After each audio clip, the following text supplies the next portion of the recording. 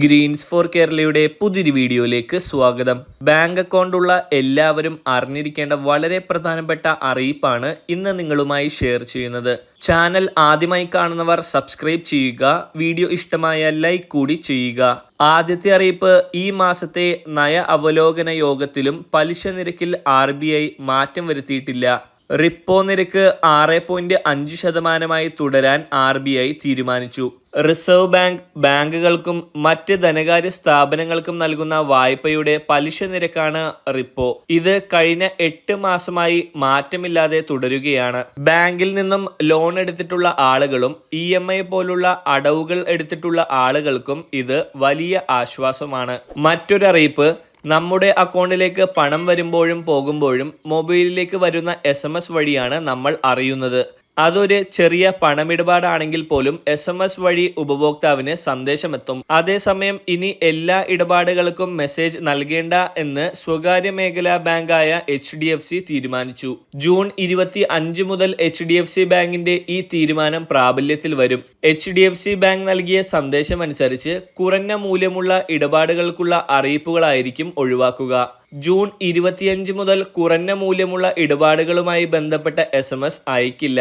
അതേസമയം പണം സ്വീകരിക്കുന്നതിനും അയക്കുന്നതിനും അലേർട്ട് പരിധി വ്യത്യസ്തമാണ്. ബാങ്ക് അയച്ച വിവരമനുസരിച്ച് 100 രൂപയിൽ താഴെ അക്കൗണ്ടിൽ നിന്നും പോവുകയാണെങ്കിൽ SMS അലേർട്ട് ലഭിക്കില്ല.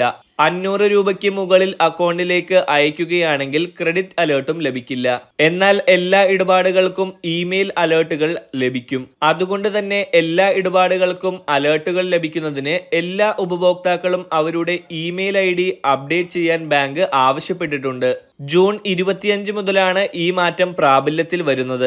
അടുത്ത അറിയിപ്പ്, സംസ്ഥാനത്ത് 20 ലക്ഷം രൂപ വരെയുള്ള ജപ്തി നടപടികൾ താൽക്കാലികമായി നിർത്തിവെക്കാൻ നിയമം വരുന്നു. ജപ്തി നടപടികളിൽ ഇളവ് അനുവദിക്കുവാൻ സർക്കാരിന് അധികാരം നൽകുന്ന ബില്ല് ഇപ്പോൾ നടക്കുന്ന നിയമസഭാ സമ്മേളനത്തിൽ അവതരിപ്പിക്കും.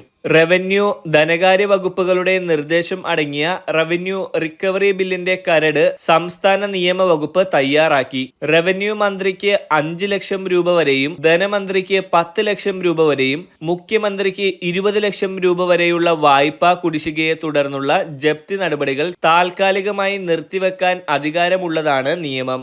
സഹകരണ, ദേശീയസാൽകൃത, ഷെഡ്യൂൾഡ് കൊമേഴ്ഷ്യൽ ബാങ്കുകളുടെ ജപ്തി നടപടികൾ സർക്കാർ ഇടപെട്ട് വായ്പ എടുത്ത ആൾക്ക് ആശ്വാസം നൽകാൻ പുതിയ നിയമത്തിലൂടെ കഴിയും.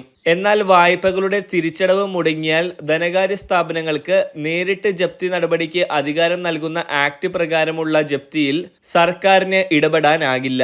പുതിയ നിയമം വരുന്നതോടെ റവന്യൂ റിക്കവറി പ്രകാരമുള്ള ജപ്തി നടപടികൾ നീട്ടിവെക്കാനും കൂടുതൽ ഗഡുക്കളായി വായ്പാ തുക തിരിച്ചെടുക്കാനും ഇത് സാവകാശം നൽകും. എക്സിക്യൂട്ടീവ് മജിസ്ട്രിയൽ അധികാരമുള്ള തഹസിൽദാർ മുതൽ മുഖ്യമന്ത്രി വരെയുള്ളവർക്ക് റവന്യൂ റിക്കവറി പ്രകാരമുള്ള ജപ്തി നടപടികൾ നീട്ടിവെക്കാം. പുതിയ നിയമനിർമ്മാണത്തിലൂടെ നിയമസഭാ സമ്മേളനത്തിൽ ഈ നിയമം കൊണ്ടുവരാനുള്ള നീക്കത്തിലാണ് സർക്കാർ.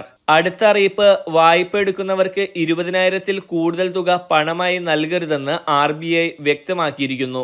രാജ്യത്ത് ക്യാഷ് ലോണുകളുടെ പരിധി കർശനമായി പാലിക്കാൻ ഇതര ധനകാര്യ സ്ഥാപനങ്ങളോടെല്ലാം RBI ആവശ്യപ്പെട്ടു. 20,000 രൂപ പരിധി പാലിക്കണമെന്നാണ് RBI NBFCകളോട് ആവശ്യപ്പെട്ടിരിക്കുന്നത്. സ്വർണം പണയം വെച്ച് വായ്പ എടുക്കുന്നതിനും പരിധിയുണ്ട്. സ്വർണം പണയം വെച്ച് 20,000-ൽ കൂടുതൽ തുക നേരിട്ട് കയ്യിൽ ലഭിക്കില്ല. 20,000 രൂപ വരെയേ ഇനി കയ്യിൽ ലഭിക്കുകയുള്ളൂ. 20,000-ന് മുകളിലുള്ള തുക ഉപഭോക്താവിന്റെ ബാങ്ക് അക്കൗണ്ടിലേക്ക് നൽകുന്നതിന് തടസ്സങ്ങളില്ല. ഇന്ത്യയിൽ നിലനിൽക്കുന്ന ആദായ നികുതി നിയമപ്രകാരം വായ്പാദാതാക്കൾ 20,000 രൂപയിലധികം പണമായി നൽകുന്നതിന് നേരത്തെ തന്നെ വിലക്കുണ്ട്. ഇത് പാലിക്കപ്പെടാറില്ലെങ്കിലും ഇനി അത് നടക്കില്ല എന്നാണ് RBI വ്യക്തമാക്കിയിരിക്കുന്നത്.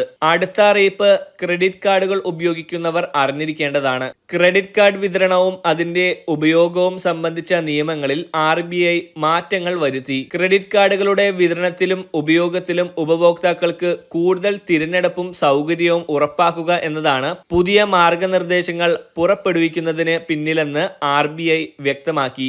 മറ്റ് നെറ്റ്വർക്കുകൾ തിരഞ്ഞെടുക്കുന്നതിനുള്ള ഓപ്ഷൻ ഉപഭോക്താക്കൾക്ക് നൽകണമെന്നാണ് RBI ക്രെഡിറ്റ് കാർഡ് വിതരണ കമ്പനികൾക്ക് നൽകിയിട്ടുള്ള നിർദ്ദേശം. വ്യാപാരികൾക്കും കാർഡ് വിതരണക്കാർക്കുമിടയിൽ ലിങ്കായി പ്രവർത്തിക്കുന്നവരാണ് ക്രെഡിറ്റ് കാർഡ് നെറ്റ്വർക്കുകൾ. വിസ, മാസ്റ്റർ കാർഡ് എന്നിവയാണ് ഇന്ത്യയിലെ 2 പ്രധാന ക്രെഡിറ്റ് കാർഡ് നെറ്റ്വർക്കുകൾ. കാർഡ് നെറ്റ്വർക്കുകളുടെയും കാർഡ് വിതരണക്കാരും തമ്മിൽ ചില ഇടപാടുകൾ നിരീക്ഷിച്ചതിനെ തുടർന്നാണ് RBI ഈ നടപടി എടുത്തിട്ടുള്ളത്. ഇനി മുതൽ ക്രെഡിറ്റ് കാർഡുകൾ നൽകുന്ന ബാങ്കുകളോ ബാങ്ക് ഇതര സ്ഥാപനങ്ങളോ തങ്ങളുടെ ഉപഭോക്താക്കൾക്ക് ഒന്നിലധികം കാർഡ് നെറ്റ്വർക്കുകൾ ഉപയോഗിക്കാനുള്ള ഓപ്ഷൻ നൽകേണ്ടി വരും. കാർഡ് ഇഷ്യൂ ചെയ്യുന്ന സമയത്ത് ഉപഭോക്താക്കൾക്ക് ഈ സേവനം നൽകണമെന്നാണ് RBIയുടെ അറിയിപ്പ്. ഇതിനായി രാജ്യത്തെ അംഗീകൃത കാർഡ് നെറ്റ്വർക്കുകളുടെ പേരും RBI പട്ടികയിൽ ഉൾപ്പെടുത്തിയിട്ടുണ്ട്. American Express Banking Corporation, Diners Club International, Mastercard Asia, Mastercard Pacific, NPCI, RuPay എന്നിവയാണ് പട്ടികയിൽ ഉള്ളത്. 10 ലക്ഷമോ അതിൽ താഴെയോ സജീവ കാർഡുകളുള്ള ക്രെഡിറ്റ് കാർഡ് ഇഷ്യൂവർമാർക്ക് RBIയുടെ ഈ നിർദ്ദേശം ബാധകമല്ല. ഈ ഇൻഫർമേഷൻ നിങ്ങൾ മറ്റുള്ളവരിലേക്ക് കൂടി ഷെയർ ചെയ്യുക. മറ്റൊരു വീഡിയോയുമായി വീണ്ടും കാണാം.